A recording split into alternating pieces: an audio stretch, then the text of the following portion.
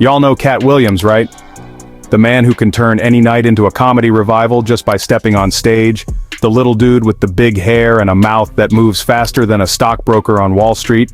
He's got that energy that makes you sit up, waiting for the next wild truth. He's a philosopher in pimp's clothing. The fur coats, the swagger, it's all part of the act. But the wisdom, that's all real. Number 10. Before the big interviews, Katt was already warning us, if you listened close. His jokes about the media building you up just to watch you fall, they were blueprints. He'd say, they can take a picture of you smiling and write a caption that says you're a monster. We laughed, but it was prophecy. Every joke became a headline about MJ. The media twisted Michael's kindness into something strange, his shyness into suspicion. Katt's comedy became a masterclass in media manipulation. He saw the playbook before it was used on Michael. What we thought were just bits were actually warnings. The jokes weren't just jokes, they were the truth. His humor was a mirror, reflecting the harsh reality of media's power. Number 9. Katt Williams, never one to shy away from uncomfortable truths, saw a bigger pattern. A cycle that's repeated for generations. He's spoken out about how the media has a history of building up black legends, only to tear them down once they reach the height of their influence. They love you as you rise, but when your influence becomes undeniable, the tide shifts. Suddenly, the same media that once celebrated you starts to look for cracks in your image. Michael Jackson was adored as a child prodigy, celebrated worldwide, and cheered for his success. But as he grew more powerful, the scrutiny intensified. Katt pointed out, the attacks weren't just about headlines, they were warnings to anyone who dared to shine. The media's message was clear, the message, we build you up, but we can tear you down just as quickly. And for black legends, that threat is always looming. Number 8. Katt exposed a disturbing pattern. Every time Michael Jackson was on the verge of a major breakthrough, a scandal would suddenly erupt. Dangerous world tour, accusations hit, new album release, instantly a media storm followed. It was never random. The cycle was clear. Every new success was shadowed by a new scandal, as if orchestrated. Katt argued this wasn't coincidence, it was a deliberate campaign to sabotage Michael's work and reputation. The stories were always ready, waiting for the perfect moment to strike. It wasn't about seeking truth, it was about maintaining control and influence. Every career high was met with a devastating low, courtesy of a media invested in his downfall. Katt wasn't just speculating, he was connecting the dots, exposing a calculated war of attrition. This was a relentless, systematic effort to undermine Michael Jackson's legacy. Number 7. Katt showed us how the media recycled the same old garbage about Michael. Every few years, the same stories would resurface, just dressed up in new headlines and fresh outrage. No new evidence, just the same allegations, repackaged and resold. Same script, different actors, and the public kept falling for it. The media reported it like it was brand new every time, fueling the fire and keeping the controversy alive. They didn't need facts, just a steady stream of controversy to keep people watching and reading. Katt called out the laziness. It's the same playbook over and over. He wasn't afraid to say what everyone was thinking. Repeat a lie often enough, people start to believe it. That's how the media kept the myth alive. Katt was the one yelling, "We already know what's in that box." He made sure we didn't forget the truth behind the headlines. Number 6. Michael Jackson faced his accusers in court and was acquitted on all charges. The jury examined every detail and found him not guilty. In a fair world, that should have ended the story. A man proven innocent, free to move on. Yet the reality was different. But the media refused to let go. Headlines and news segments kept questioning the verdict, planting doubt and keeping controversy alive. They thrived on the drama, ignoring the truth. They profited from scandal, choosing sensationalism over truth. The narrative of guilt was more lucrative. Katt Williams was one of the few to speak out, reminding everyone, the man was found innocent. But few listened, drowned out by the noise. For the media, it was never about justice, it was always about the story. The truth was overshadowed by the allure of a scandal. Number 5. Michael gave so much, but the media showed so little of it.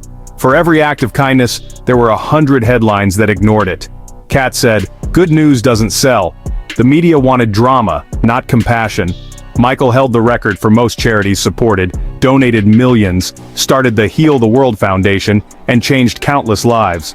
But the media sold us wacko-jacko, obsessed with the bizarre, ignoring the good. They made sure the world saw only the spectacle. Katt called it a deliberate erasure, a calculated move to rewrite Michael's story. They hid his humanitarian work because it contradicted the profitable image of the recluse. The truth was buried under scandal. They needed you to see Michael the freak, not Michael the healer. The real man was lost behind the headlines. Katt saw them hiding the man's soul to sell a caricature, and the world bought it. Number 4. Katt understood the power of an edit. He knew that a single cut could change the meaning of a moment, and that the media could twist reality with just a few clever edits. With Michael, the media editors were masters of character assassination. They didn't just report the news, they shaped it, crafting a narrative that suited their agenda. Think about the Martin Bashir documentary. Michael let him in and got filleted. The footage was cut and rearranged to make him look guilty, no matter what he said. They'd cut out context, stretch awkward pauses, and turn innocence into suspicion. Every hesitation became a headline. Katt called it gaslighting the audience. Don't believe your eyes, believe our edit. He exposed how the media could manipulate perception. In the hands of a malicious editor, an interview isn't a conversation, it's a trap, designed to catch you off guard and twist your words. Michael walked into that trap hoping for fairness in a rigged game, but the outcome was already decided. Number 3, Katt boiled it down. The truth don't pay the bills. The truth about Michael was boring. The money was in the scandal. Every headline, every TV special, every weird photo, cash registers ringing. Michael's suffering was a product, a commodity. The more they tore him down, the higher the ratings. Katt exposed the sick symbiosis. The media needed a villain, and Michael was perfect. The truth and journalistic integrity were irrelevant. They weren't in the news business, they were in the Michael Jackson business. Katt's commentary was an indictment of an industry that puts profits before people. Awards and accolades followed, but at what cost to truth? Katt's words echoed, a reminder of the media's true obsession. Number 2, the attacks evolved. Slick, one-sided documentaries became the new weapon. Katt called them modern-day lynch mobs. In the old days, it was torches and pitchforks. Now it's production companies and streaming services. These films weren't journalism, they were prosecution arguments, no defense allowed. A well-produced film feels like evidence, even if it's built on half-truths. Katt warned, this is propaganda, aimed at Michael's legacy. He urged us to ask, who made this? What's their agenda? It was a lynch mob with cameras trying to hang a man's legacy for all to see. The media frenzy was relentless, a storm of accusations and sensationalism. Katt reminded us, truth is the only defense against this modern-day witch hunt. Number 1, why the obsession with tearing Michael down? Why did the media work so hard to break him? Katt gave the answer, fear. Fear of what Michael represented. They feared Michael's immortal, undeniable black greatness, his ability to unite people across the world. He was a phenomenon, a black man beloved worldwide, his influence eternal, his art unstoppable. Katt knew you can't kill that kind of legacy with lies, but you can try to tarnish it, to stain his name. They wanted to attach an asterisk to his name, to poison the well for future generations, to make people question his greatness. It was a battle for the soul of his legacy. But they failed. His music still heals, his art still inspires. Legends like Michael become more powerful in death. They become myths, symbols of hope and greatness. And they're still afraid of the myth of Michael Jackson. Katt Williams saw it all coming. He was never afraid to speak the truth, even when it was uncomfortable. He warned us. The game was rigged, and the powers that be were coming for the king. Michael Jackson wasn't just a pop star, he was a healer, a visionary, a black man who changed the world.